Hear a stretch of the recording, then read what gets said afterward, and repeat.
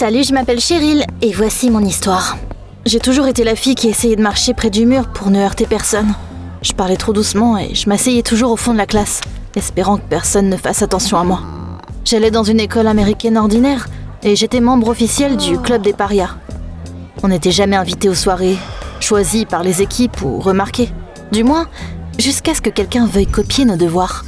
J'ai toujours voulu être différente, forte et respectée, mais au lieu de ça, j'ai juste existé. Je n'étais personne. La seule personne qui me parlait, c'était Madame Garcia, notre prof d'anglais. Elle trouvait toujours une excuse pour s'arrêter à mon bureau et me demander comment j'allais. Si quelqu'un se moquait quand je répondais à une question, elle faisait semblant de ne pas le remarquer. Ne fais pas attention à eux, Cheryl.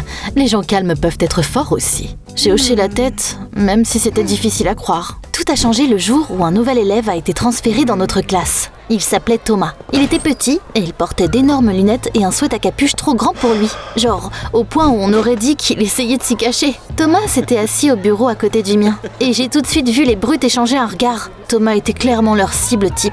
À la pause, je les ai vus s'en prendre à lui au casier et tirer sur son sac à dos. « Tu vas adorer ici !» J'étais à quelques pas d'eux, serrant les poings. Je voulais dire quelque chose, mais les mots sont restés coincés dans ma gorge. J'avais trop peur. Après les cours, j'ai vu Thomas assis seul sur un banc en regardant le sol. Je me suis approchée de lui, essayant de ne pas le regarder directement dans les yeux. « Salut, je m'appelle Cheryl. »« Enchantée, moi, c'est Thomas. »« Écoute, on a un club de parias. Personne ne se moque de ses membres. Tu veux le rejoindre ?» On aurait dit que je venais de lui offrir un billet gratuit pour une autre dimension, et il a accepté. À partir de ce jour-là, on s'est assis ensemble au déjeuner, et j'ai eu l'impression d'avoir enfin fait quelque chose de bien. Puis est arrivé le jour qui a bouleversé ma vie. Je suis arrivée à l'école, et j'ai assisté à mes cours, comme d'habitude. Mais quand je suis arrivée à mon casier à la pause, j'ai soudainement été arrêtée par 2 policiers. « Cheryl, c'est ton casier ?»« Oui, pourquoi ?»« On doit vérifier ton sac à dos. Tu es soupçonnée de vol. » Avant que je puisse dire quoi que ce soit, ils ont ouvert mon sac à dos juste là, devant tout le monde. Et ils en ont sorti de l'argent, des tablettes scolaires et des trucs de bureau de l'administration. Mes camarades de classe se sont tus, puis quelqu'un a halté. Les policiers m'ont emmené au poste de police et mes parents sont arrivés peu de temps après. Mon père travaillait à la mairie. Il a parlé aux flics. « Cheryl ne ferait jamais une chose pareille. Elle est calme et passe tout son temps libre à la maison. » J'ai regardé le sol sans savoir comment tout ça avait fini dans mon sac à dos. Au final, la police a décidé qu'on avait dû me piéger. Ils m'ont laissé partir et ils m'ont demandé de faire attention. Si tu t'abonnes à la chaîne et que tu laisses un like, ce sera l'année la plus heureuse de ta vie. Quand je suis retournée à l'école le lendemain, tout le monde se comportait bizarrement. Mes camarades de classe et mes profs ne me regardaient plus comme avant. Je n'ai pas réussi à résoudre un problème en cours de maths, mais le prof m'a quand même donné une bonne note. T'as essayé, c'est tout ce qui compte. Quand je suis arrivée à la cantine, tout le monde s'est mis de côté pour me laisser manger d'abord. « Allez, Cheryl, tu dois avoir faim !» J'ai vu Thomas à la pause et il m'a tout expliqué. Après ce qui s'est passé hier, tout le monde pense que t'es l'élève la plus dangereuse de l'école. Au lieu de m'énerver, j'ai senti comme un déclic en moi. J'ai bien aimé. J'ai arrêté de me coller au mur et j'ai commencé à regarder les gens dans les yeux et à parler plus fort. La prochaine fois que les tyrans s'en sont pris à Thomas, je me suis précipitée vers eux. « Laissez-le tranquille !» Et ils sont partis. Thomas et moi sommes devenus meilleurs amis. On a traîné ensemble après les cours et on a essayé de comprendre qui aurait pu mettre ses biens volés dans mon sac, en vain. Mais au bout d'un moment, les choses sont redevenues comme avant. Les profs sont redevenus stricts et les élèves ont commencé à se moquer de moi. Madame Garcia a dit la vérité à tout le monde. Que quelqu'un t'a piégée et que tu n'es pas dangereuse. Après notre prochain cours, je suis allée voir ma prof. « Pourquoi vous avez fait ça ? Je voulais juste te protéger. » Ça ne s'est pas arrêté là. Un jour après les cours, on rentrait à la maison avec Thomas quand... Voyez qui on a là ? Eugène, prenons leur téléphone. Un gars appelé Eugène a attrapé mon téléphone, mais Thomas a soudainement attrapé son bras. La seconde d'après, Eugène était à terre. Ses amis l'ont vite rejoint. Avant que je m'en rende compte, Eugène est parti en courant et une voiture de police s'est arrêtée à côté de nous. Bon sang, Cheryl, s'il te plaît, dis-leur que c'était toi. Je t'expliquerai tout après. Je me sentais complètement perdue, mais j'ai accepté de faire ce qu'ils m'avaient demandé. Quand les flics sont venus me voir, j'ai dit que j'avais repoussé ces enfants. Ils ont laissé Thomas partir et ils m'ont ramené au poste de police. Je me suis assise sur une chaise et j'ai regardé le policier remplir un rapport. Au bout d'un moment, mes parents sont arrivés. Papa m'a regardé et j'ai vu qu'il ne comprenait pas pourquoi sa fille tranquille venait d'être arrêtée pour s'être battue. Il a calmement parlé avec les policiers.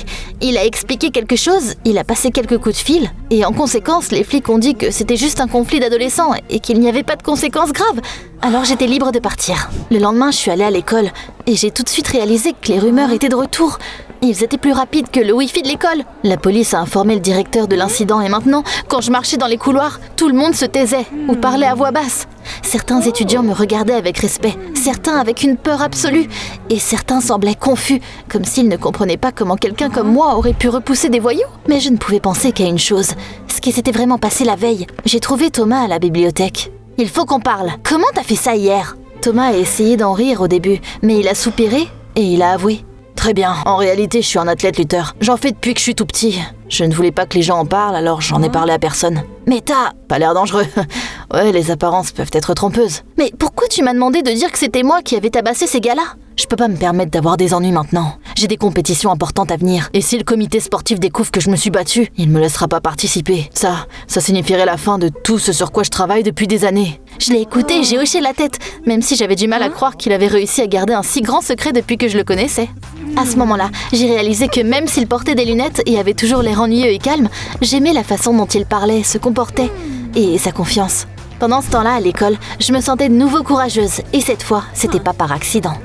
Mes camarades de classe ont arrêté de se moquer de moi, et même les plus audacieux d'entre eux n'osaient plus s'en prendre à moi. Les profs étaient de nouveau indulgents avec moi. J'ai passé la plupart de mon temps libre avec Thomas. On faisait des promenades après les cours, et on discutait de tout, des rumeurs de l'école à la question de qui de nos profs est le plus bizarre. Mais un jour, à la pause, j'ai soudainement remarqué quelque chose d'étrange.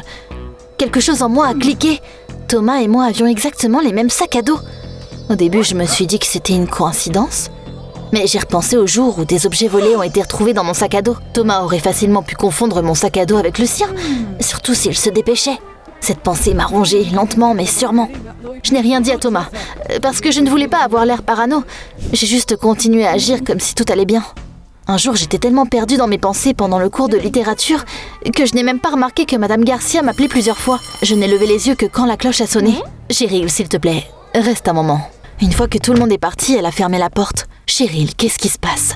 T'as l'air perdue. » J'ai hésité, mais je lui ai dit que je m'inquiétais pour Thomas. Il est bizarre en ce moment, j'arrive pas à comprendre qui il est vraiment. Madame Garcia a soupiré, puis elle m'a expliqué qu'elle ne l'avait dit à personne, mais que Thomas était l'élève le plus dangereux de l'école. Elle a dit qu'il n'était pas un athlète, mais un voyou qui avait été expulsé de sa dernière école pour vol. J'ai senti mes doigts s'engourdir. Thomas est très prudent. Il sait agir et il ne se donne pas. Mais ne te trompe pas, les gens comme lui sont dangereux. Pourquoi vous ne l'avez pas signalé à la police ? Thomas a des parents très puissants. J'ai tout simplement peur. J'ai quitté la salle de cours en état de choc. J'avais l'impression que tout le monde avait soudainement changé et que plus rien n'avait de sens. Presque tout de suite, Thomas m'a rattrapé dans le couloir. « Alors, quelqu'un part après les cours ?» J'ai forcé un sourire et j'ai dit que j'avais des trucs à faire. Il m'a regardé avec une expression perplexe, comme s'il sentait que quelque chose n'allait pas, mais il n'a pas insisté et il est parti. Je jouais un peu machinalement avec mon assiette à la maison et j'entendais à peine de quoi parlaient mes parents. Papa a remarqué que quelque chose n'allait pas. « Tout va bien, Cheryl ?» Je lui ai tout dit, de la bagarre à ce que Madame Garcia m'avait dit. C'est bizarre. Je vais essayer d'en apprendre plus sur la famille de Thomas. Le lendemain, tout le monde m'a encore traité comme si j'étais dangereuse, mais j'ai à peine remarqué. J'ai passé la journée à essayer d'éviter Thomas et à me cacher de lui dans la bibliothèque. À la pause, j'ai croisé Madame Garcia et j'ai remarqué qu'elle avait l'œil au beurre noir. « Madame Garcia, qui vous a fait ça ?» J'ai parlé à Thomas et il... J'ai tout de suite voulu appeler la police, mais elle m'a arrêtée. Personne ne va me croire. Il doit être pris en flagrant délit. Madame Garcia a mis au point un plan qui m'a asséché la bouche. Tiens, prends mes clés de voiture. Tu dois convaincre Thomas de te raccompagner. Je vais signaler que ma voiture a été volée. On doit lui donner une leçon. J'ai hésité. Madame Garcia a dit que si je ne le faisais pas, il continuerait à terroriser l'école. Au final, j'ai envoyé un message à Thomas et je lui ai demandé s'il voulait aller faire un tour. Ce soir-là, je suis arrivée sur le parking près d'un centre commercial où la voiture de Madame Garcia était garée. Et j'ai essayé d'avoir l'air aussi calme que possible, même si j'avais l'impression d'avoir avalé une machine à laver en plein cycle. Thomas est arrivé peu de temps après. Je ne conduis pas très bien. Ça te dérange de conduire ? Pas de problème. Il est monté, il a démarré la voiture et on a traversé la ville. Je me suis assise à côté de lui, serrant mon téléphone et essayant de ne pas le regarder trop souvent. Les mots de Madame Garcia et mes propres doutes n'ont pas arrêté de tourbillonner dans ma tête. Bientôt, mon téléphone a sonné. Le nom de papa est apparu à l'écran. Je me suis renseignée sur Thomas. Il vient d'une très bonne famille. Ses parents sont des personnes célèbres et Thomas est un champion national de lutte junior. J'ai regardé le visage concentré de Thomas et j'ai soudainement réalisé que j'avais fait une erreur. J'avais fait confiance aux mauvaises personnes et j'avais piégé une personne innocente à cause de ça. Avant que je puisse dire quoi que ce soit ou trouver comment arranger les choses, on a vu les gyrophares. Une voiture de police nous suivait. Thomas a tout de suite arrêté la voiture. À ce moment-là, je me suis figée. J'ai réalisé qu'il était sur le point d'être arrêté, que sa carrière se terminerait et que j'aurais tout ça sur ma conscience. J'avais plus peur que jamais, mais je me suis ressaisie. « Monte sur la banquette arrière, maintenant !» Il avait l'air complètement perdu. Et il a fait ce que j'ai dit. Je suis montée sur le siège du conducteur juste au moment où le policier s'est approché de notre voiture. J'ai pris la voiture sans permission. Ils m'ont traîné dehors. Ils m'ont menotté et ils m'ont mis dans la voiture. Pendant ce temps-là, Thomas a disparu dans la foule qui s'était rassemblée autour de nous pour regarder. Je pouvais voir la foule par la fenêtre. À ma grande surprise, l'une de ces personnes était Madame Garcia. Elle avait l'air en colère, furieuse même. Et à côté d'elle, il y avait Eugène, le gars qui avait essayé de voler mon téléphone. Je comprenais pas ce qui se passait, mais j'avais l'impression d'avoir été entraînée dans un jeu sale. C'était la 3e fois en peu de temps que je me retrouvais au poste de police. Et je savais que je n'allais pas m'en tirer comme ça.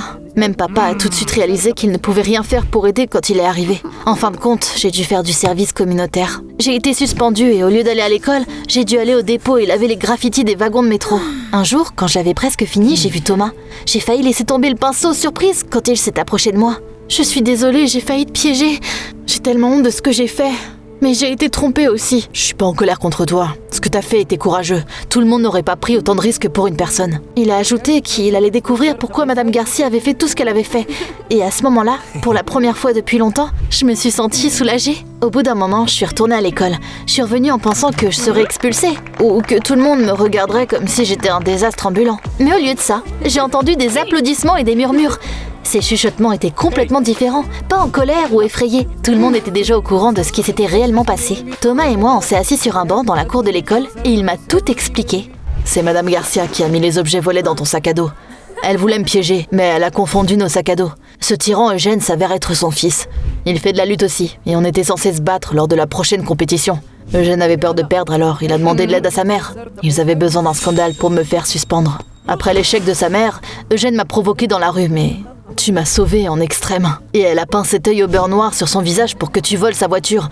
Mais même là, les choses ne se sont pas passées comme prévu. Une fois que la vérité était sortie, Madame Garcia a été virée et arrêtée. Je n'arrivais pas à croire que la personne qui me soutenait depuis toujours était capable de faire quelque chose de si sournois. Depuis ce moment-là, tout le monde à l'école me traite avec respect. Non pas parce qu'ils avaient peur de moi, mais parce qu'ils savaient que je savais me défendre, moi et les personnes autour de moi. Je suis devenue plus audacieuse, plus confiante.